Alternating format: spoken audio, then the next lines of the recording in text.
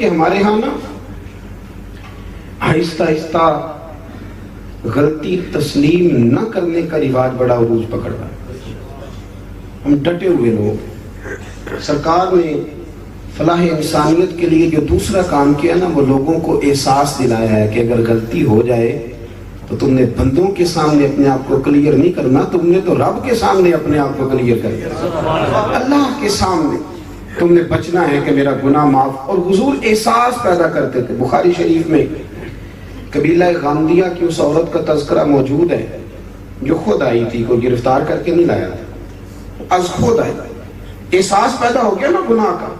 یہاں بہت ساری غلطیاں کر کے بھی لوگ جب اپنی بات کرتے ہیں تو کہتے ہیں کبھی یاد تو نہیں کسی کے ساتھ زیادتی کی ہو، یاد تو نہیں کبھی کسی کا، بھئی آپ نے اتنے بڑے ولی ہونے کا دعویٰ کر دیے. انسان تو انسان رہتا ہے. بڑے بڑے لوگ کہہ گئے کہ یا اللہ اگر انجانے میں بھی بھول گئے ہیں تو ہم سے درگزر فرما، لیکن جب ہم تیار ہی نہیں ماننے کو.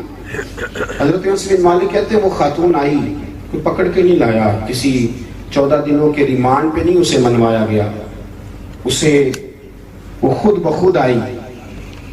اور کریم محبوب علیہ السلام کے سامنے جب وہ کھڑی ہوئی تو اتنے درد سے میں نے کم لوگ روتے دیکھے ہیں جس درد سے وہ روئی.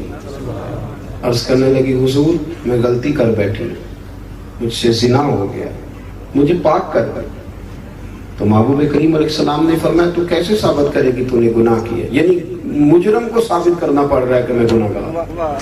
یہ وہ کمال ہے کہ انسانوں کو احساس ہونے لگے کہ یہاں ہم غلط ہیں. جب اعتراف جرم ہوتا ہے، جب بیماری کی تشخیص ہوتی ہے تو پھر اس کا علاج بھی ہو جاتا ہے. حضرت انس بن مالک کہتے ہیں وہ عرض کرنے لگی حضور میرے پیٹ میں ناجائز بچہ ہے. حضور نے فرمایا جا جب بچہ پیدا ہو تو پھر آنا. وہ 8 ماہ کے بعد آئی تو اس کی گود میں پھول سا بچہ تھا. حضور نے فرمایا واپس جا، جب روٹی کھانے لگ جائے تو پھر آنا. وہ 2 سال 2.25 سال دودھ پلاتی رہی. پھر جب آئی تو بچے کے ہاتھ میں روٹی کا ٹکڑا تھا. کریم محبوب صلی اللہ تعالی علیہ وسلم سے آ کے جب اس نے بات کی تو وہ درد سے روئی، کہنے لگی یا رسول اللہ 3 سال ہونے کو ہیں، میں نے گناہ کیا ہے، میں ساری رات سو نہیں پاتی. حضور تڑپتی، اگر اس حال میں مر گئی تو اپنے رب کو کیا منہ دکھاؤں، مجھے پاک کر دے، میرے حال پہ رحم فرمائے. محبوب کریم صلی اللہ علیہ وسلم نے بچہ ایک صحابی کو دیا، فرمایا بچوں کی طرح پالنا، اور کہا اسے لے جاؤ، پتھر مار مار کے اسے سنسار کر دو. صحابہ کہتے ہیں اسے پتھر لگ رہے تھے اور حضور بے چینی کے ساتھ ٹہل رہے تھے. آ کے خبر دی حضور وہ تو وصال کر گئی، انتقال ہو گیا. فرمایا یہاں تک تو بات اس کی تھی. حضرت انس بن مالک کہتے اب محبوب کریم نے صحابیات سے فرمایا اسے غسل دو، کفن پہناؤ، جنازہ تیار ہو جائے تو مجھے خبر کرنا. حضرت انس بن مالک کہتے ہیں غسل ہوا، کفن ہوا، جنازہ تیار ہوا تو حیران ہم تب ہوئے جب میرے محبوب نے فرمایا صفحے بناؤ میں خود جنازہ پڑھاؤں. میں خود جنازہ پڑھاؤں. اور سرکار نے جنازہ پڑھایا تو ایک شخص کی زبان سے نکلا حضور اس ملعون کا معاذ اللہ جنازہ جس نے ناجائز بچہ جانا، اس کے لیے آپ دعا کر رہے ہیں جنازہ پڑھا. حضور فرمانے لگے خاموش ہو جاؤ، تم نے گناہ دیکھا ہے اس کا احساس نہیں دیکھا، تم نے غلطی دیکھی ہے لیکن اس کی توبہ کا انداز نہیں دیکھا.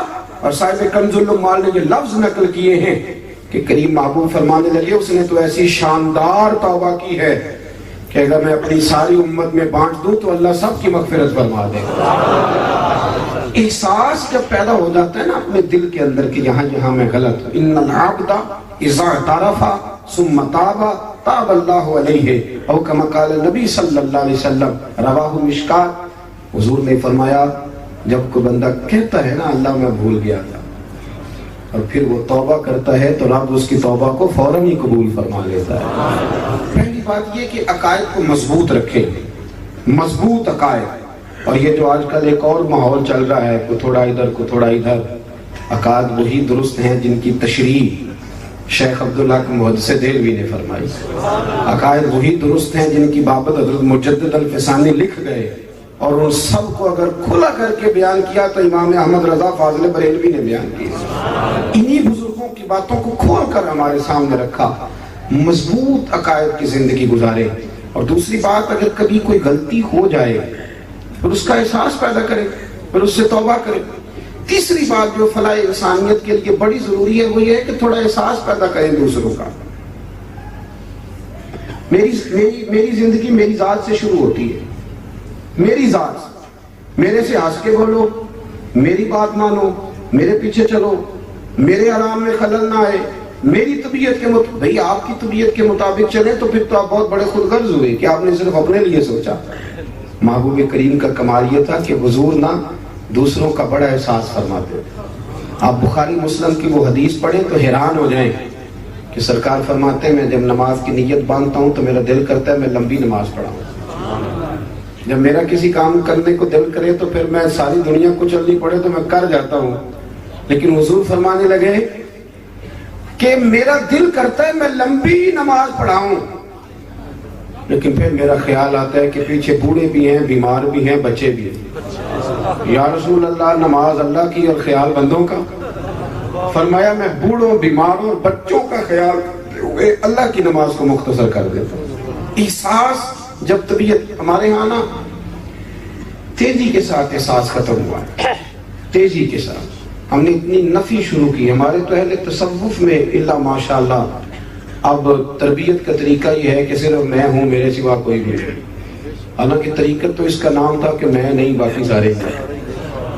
وہ تو دوسرے کا اثبات کر کے اپنی نفی کرتے تھے، اور یہاں بار بار اپنا اثبات. احساس جب پیدا ہوتا ہے، احساس، پھر اس کے اندر توانائی آتی ہے. پھر انسان اپنے لیے نہیں دوسروں کے لیے جینے میں بھی خوشی محسوس کرتا. پھر وہ محسوس کرتا ہے کہ میں کوئی ایسا درخت نہیں کہ جس کی نہ شاخیں ہوں نہ پتے ہوں. پھر وہ کہتا ہے میں درخت ہوں پر شجرے سایہ دار ہوں. کوئی آئے گا تو پھل بھی کھائے گا، کوئی آئے گا تو چھاؤں میں بھی بیٹھے، کوئی آئے گا